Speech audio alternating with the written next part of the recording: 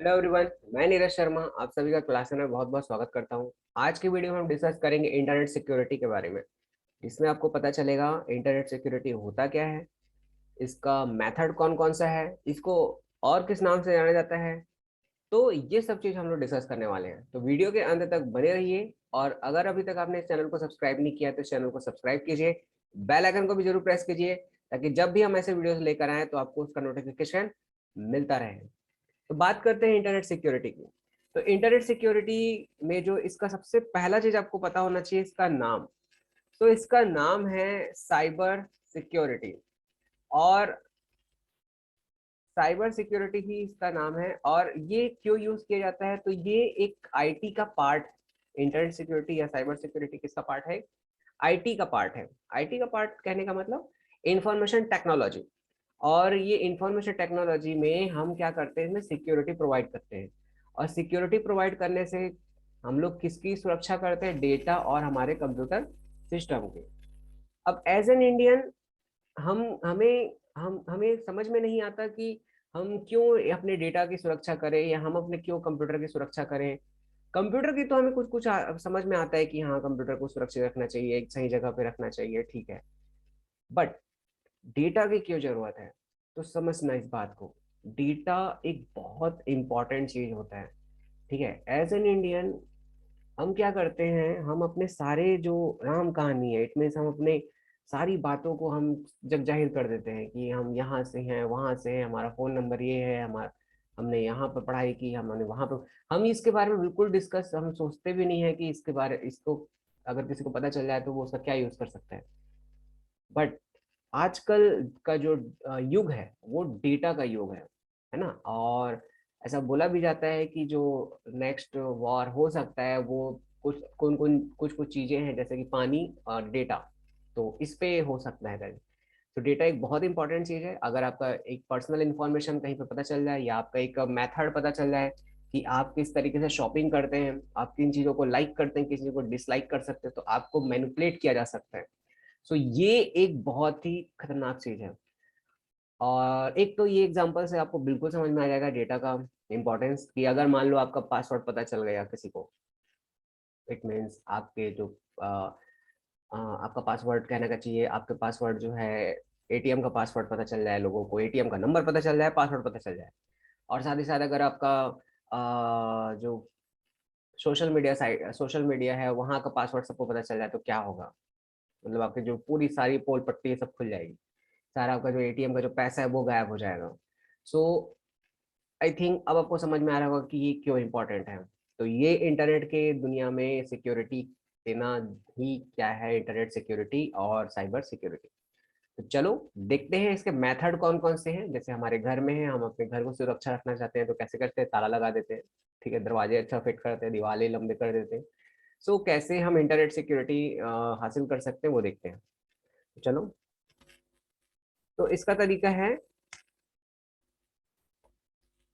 चार तरीके हैं इसके, चार मेथड्स हैं। चलो एक एक करके देखते हैं मेथड्स।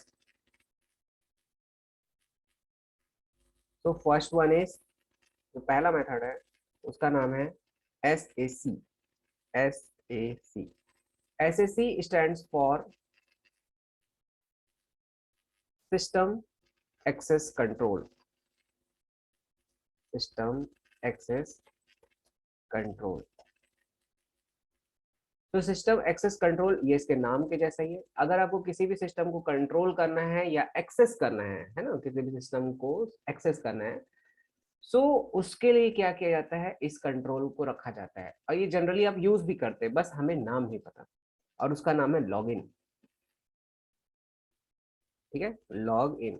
जब भी हम किसी भी अपने सोशल साइट पे या फिर अपने मोबाइल पे या अपने कंप्यूटर पे हम एक्सेस करना चाहते हैं, यानी हम उसके डेटा को यूज करना चाहते हैं या हम उसमें एंटर करना चाहते हैं, तो हम क्या करते हैं, हमें क्या करना पड़ता है? सबसे पहले लॉग इन करना पड़ता है। लॉग इन मीन्स या तो आप स्क्रीन लॉक ओपन करते हो, या अपने फिंगरप्रिंट को टच करते हो, अपने फेस लॉक फेस के थ्रू आप अपने से ओपन करते हो, या पैटर्न का यूज करते हो। ये सारी चीजें है क्या? ये सारी चीजें हैं एक सिक्योरिटी मेथड है ना। ताकि आपके सिस्टम को क्या किया जा सके, सिक्योर किया जाए, कंट्रोल किया जा सके कि कौन उसको एक्सेस कर सकता है, कौन उसको नहीं कर सकता है। सो ये होता है पहला मेथड। और इसके बारे में तो समझते ही होंगे कि अगर आपका फिंगरप्रिंट मैच किया तो आप एक्सेस कर पाओगे अपने मोबाइल को, नहीं किया तो फिर नहीं कर पाओगे, सिंपल सी चीज है। सेकंड सेकंड मेथड है डीएसी। डीएसी, तो DAC it means what? DAC stand for data access control. Data access control. So इसमें क्या करते हैं हम लोग, इसमें हम लोग जो है डेटा को कैसे, कौन कौन किस डेटा को एक्सेस कर सकता है, इसको कंट्रोल किया जाता है। इसका मतलब क्या होता है कि जैसे हम एक एग्जांपल लेते हैं कि कोई कंपनी है, उस कंपनी में टॉप लेवल का ग्रुप यानी बोर्ड ऑफ डायरेक्टर्स, मैनेजर्स और जो कर्मचारी हैं यानी प्यून, क्लर्क, ये सब। अब आप लोग खुद सोचिए, खुद मुझे बताइएगा कि क्या किसी प्यून लेवल के जो कर्मचारी है उसको क्या इससे मतलब होना चाहिए कि कंपनी के क्या प्लान है, कंपनी का टर्नओवर कितना है, कंपनी कौन से डिसीजन लेने वाली, कंपनी किससे टाई अप करने वाली, किससे टाई अप नहीं करने वाली, किससे पार्टनरशिप करेगी, किससे पार्टनरशिप तोड़ेगी। ये सब से प्यून को मतलब नहीं है। प्यून को क्या मतलब है? प्यून को सिर्फ सिंपल सा ये मतलब है कि भाई कंपनी का टाइम टेबल क्या है, कंपनी के एम्प्लॉयज को कब चाय देना है, कब कॉफी देना है, और उससे कौन कौन सा वर्क कब करना है, ये प्यून को पता होना चाहिए। तो उसे सिर्फ क्या, किस चीज का डेटा एक्सेस कंट्रोल दिया जाएगा? सिर्फ टाइम टेबल का। जो मैनेजर ग्रुप होगा उनको क्या पता, उनको क्या होना चाहिए? उनको ये पता होना चाहिए कि भाई कंपनी में क्या रूल्स हैं, कंपनी के जो एम्प्लॉयज हैं उनको क्या पेमेंट दिया जाता है, कैसे उसको मैनेज करना है, क्या। तो उनको उन उस पोस्ट के अकॉर्डिंग उनको एक्सेस दिया जाएगा। और जो पूरे पूरी पूरी कंपनी का जो डेटा का एक्सेस वो किसको दिया जाएगा? बोर्ड ऑफ डायरेक्टर्स को, या जो उस कंपनी के ऑनर होंगे उनको, ताकि वो सारी चीजों को देख सके और उसके अकॉर्डिंग वो क्या कर सकते, डिसीजन ले सके। सो इसको बोलते हैं डेटा एक्सेस कंट्रोल। वर्क या डेटा को क्या करना, कंट्रोल करना। सारा डेटा किसी को भी नहीं दिखा देना है ना। ठीक है, जैसे आप नॉर्मल दुनिया में हम अपनी राम कहानी सबको सुनाने लग जाते हैं, मेरे साथ ये हुआ, वो हुआ, ये है, वो है। लेकिन यहाँ पे ऐसा नहीं करना है। यहाँ पे जो जिसको जितनी जानकारी होनी चाहिए उतनी जानकारी देना है।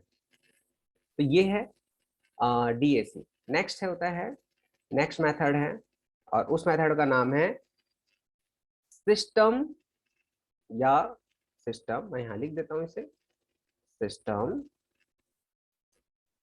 एंड सिक्योरिटी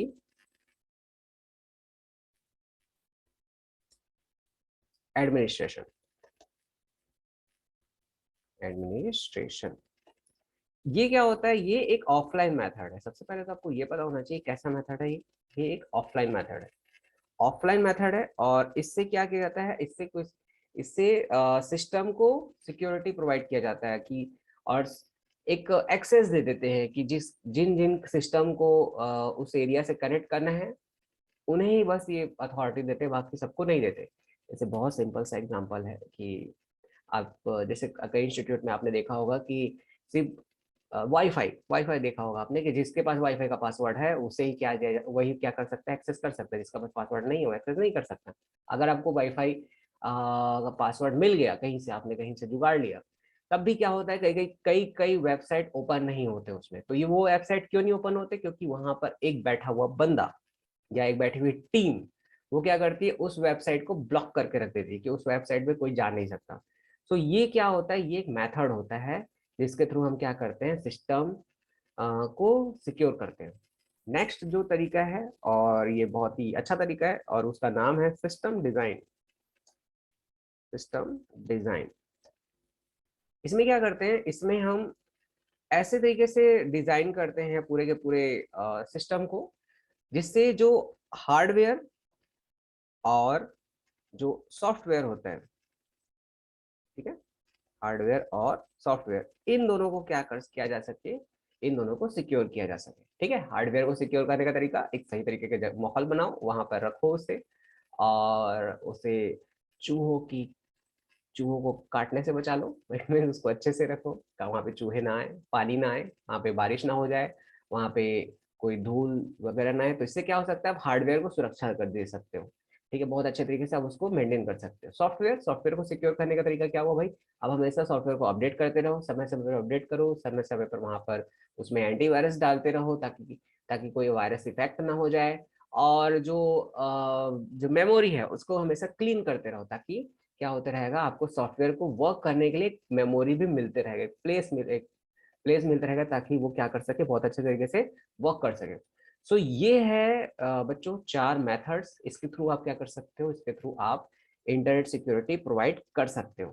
ठीक है, सो आई होप आप सभी को ये टॉपिक समझ में आया होगा, और अगर आपको ये वीडियो अच्छा लगा हो तो आप इसे लाइक करें, शेयर करें, और बिल्कुल आपका मन हो तो आप इसे शेयर करें, अच्छे से शेयर करें, और इस चैनल को सब्सक्राइब करें। और अगर आपके कोई डाउट हो या कोई आपके सजेशंस हो तो बिल्कुल कमेंट एरिया पर उसे कमेंट भी करें। ठीक है, सो थैंक यू, मिलते हैं नेक्स्ट वीडियो में।